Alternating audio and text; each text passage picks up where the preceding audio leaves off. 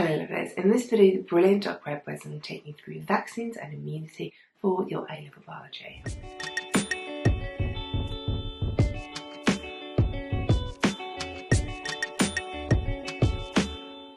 Vaccines and immunity. So vaccines are a way of introducing an antigen from a pathogen into the body in order to try and trigger a primary immune response, but without making you sick. Pathogens that are used in vaccines are made harmless in a variety of different ways. So sometimes whole live microorganisms are used and they're not actually made harmless, but these will be used because they're not as dangerous. So they're not going to give you as bad of an actual disease as the actual pathogen would, but they're very closely related or very similar to that pathogen. So they have similar antigens. So they will cause an immune response, a secondary immune response, if you get infected with the same thing. So the example is cowpox, which was used in the smallpox vaccine. So smallpox wasn't used, but it's kind of similar virus that infected cows was used instead. The pathogen can be killed, but the antigen's left intact on the outside. So for example, cholera, which is a bacterial disease, it can be weakened using a high heat, but again, the antigens are left intact.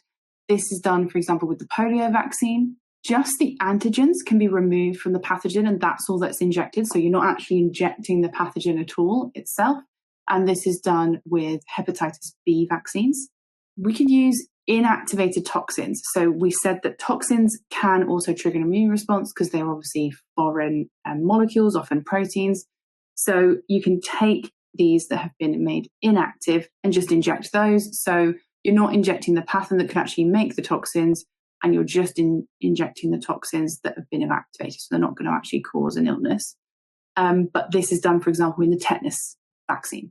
So all of these vaccines will contain these antigens and these parts or weakened forms of the pathogen, but they're non-pathogenic. So they're not actually going to make you sick with that disease, but they will still trigger a mild primary immune response. So you will still get symptoms of an immune response or a primary immune response, just mild ones compared to what it would be if you were being infected with this actual disease.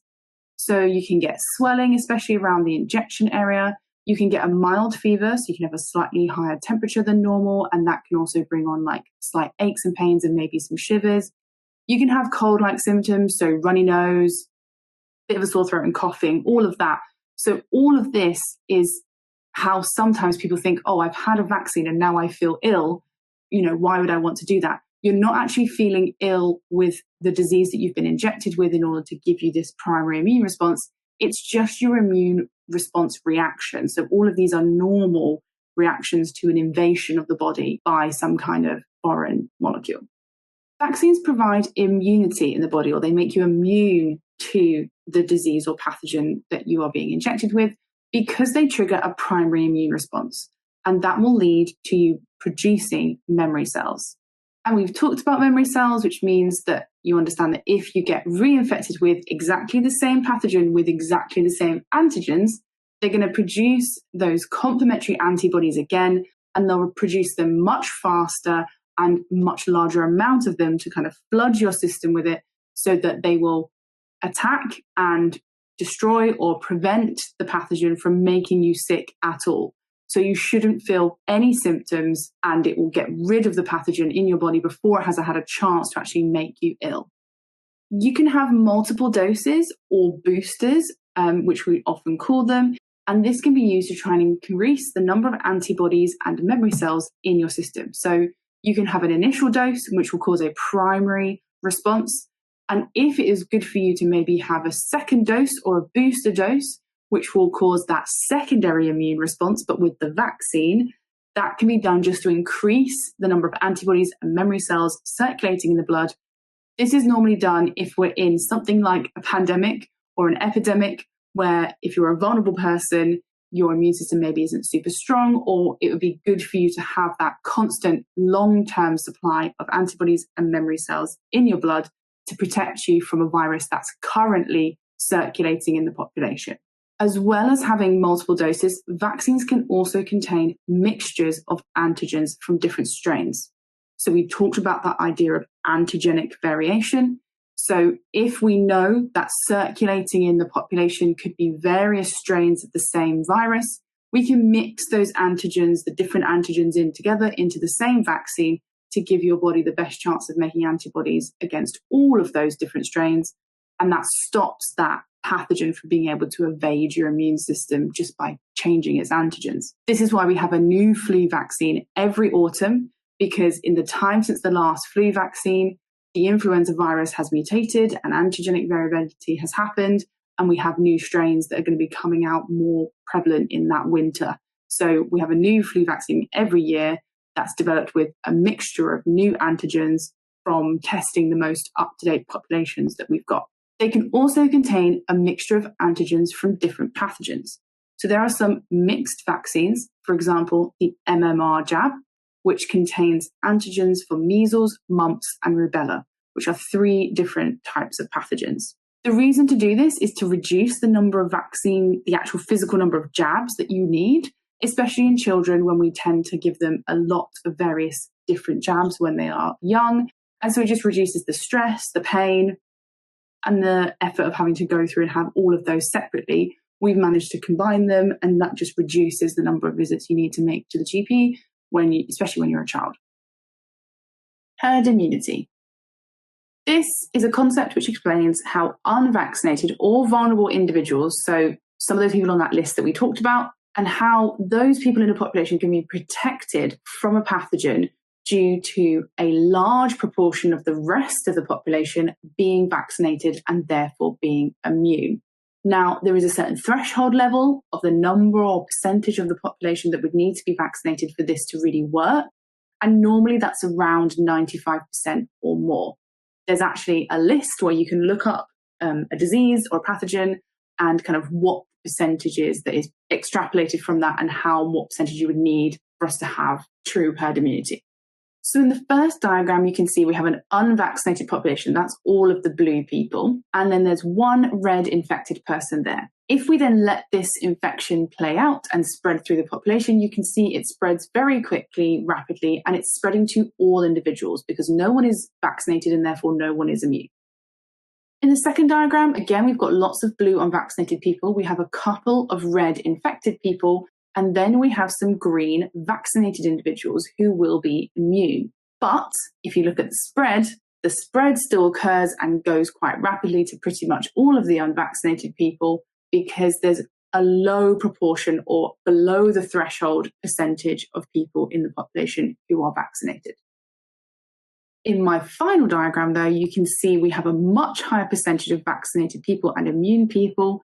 And so although we have about 4, 5, so we have double the number of sick, infected individuals, the red individuals, what actually happens when we let that virus spread is it can only really spread to a few more individuals nearby to those people who are unvaccinated.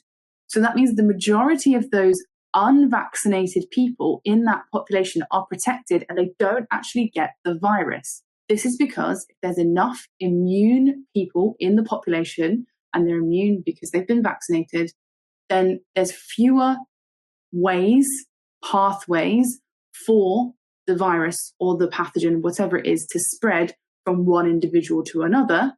And so it gets stuck, it stops, and it can't spread to a bunch of people who are all immune, and they can't pass it on to anyone else. And so therefore, the chain of infection is stopped. And that means that the majority of those unvaccinated in the population who should be the people who cannot be vaccinated for medical reasons or age reasons or because they have that weakened immune system, they are protected so they will not get sick even though they can't be vaccinated. So similar to herd immunity but on a smaller scale, we can also look at ring vaccination. This is often used to prevent the spread of livestock diseases. So what happens is once a new case of the disease is identified, all the people in the immediate area around the new case are vaccinated. So we vaccinate kind of in a ring around that new case of the disease.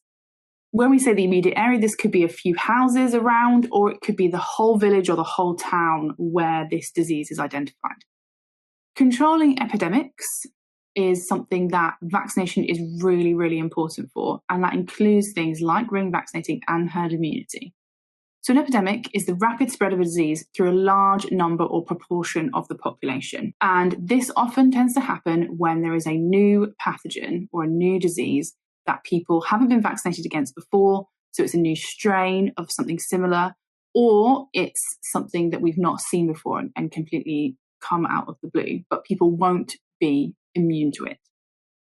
In order to control epidemics, regular monitoring to try and identify new strains or predict if a new pathogen could become something that could spread in large areas, and then using all of that information to try and predict, and also taking those new strains and producing regular new vaccines that are updated. So things like the flu vaccine, which we have to make every year, and then use these regular vaccines to routinely immunize those that are at risk.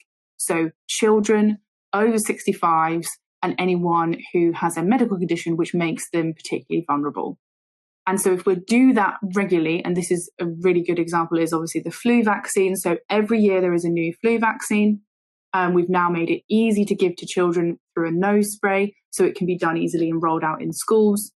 And then obviously we encourage all over 65s to get a flu jab, and now a COVID vaccine around the kind of just before the winter time. And that will be made up of a mixed group of pathogens from the strains of the new flu viruses that have been identified and predicted as the ones that are going to be the most virulent and spreading the most through the winter months, which is when most flus take hold. So if you can do that, then you can prevent this epidemic, because flu can be deadly, especially if you're vulnerable. And so by having this regular immunization, we can protect the people in society who will be at most risk from an epidemic, from it spreading through the population. There are different types of immunity that we need to know. The first type is active immunity. This is where antibodies are made in a primary immune response to an antigen entering the body. The other type of immunity is passive immunity. This is where antibodies are produced by a different organism and then introduced into the body in some way, normally through some kind of injection. The difference between these two is that active immunity produces a long-term immune response, because memory cells are produced that they can then stay in the body and recognize that antigen again a second time.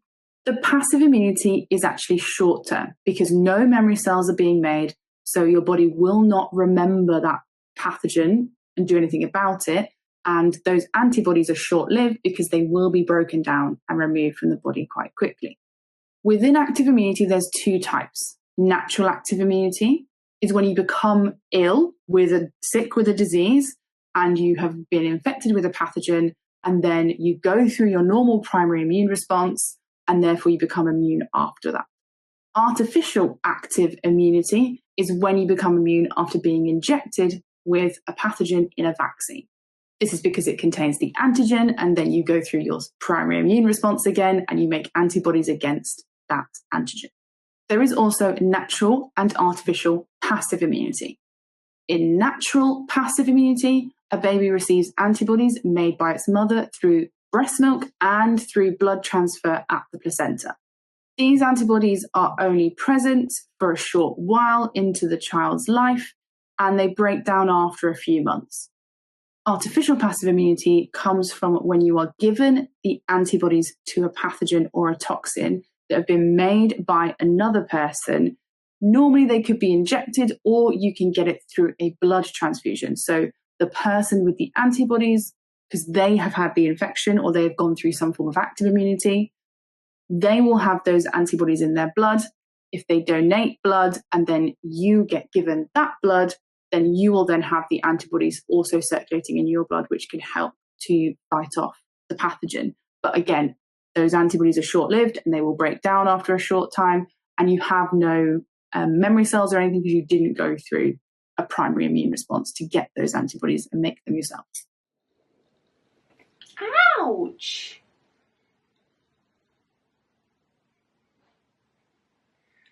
This is why in some videos I'll explain scratches.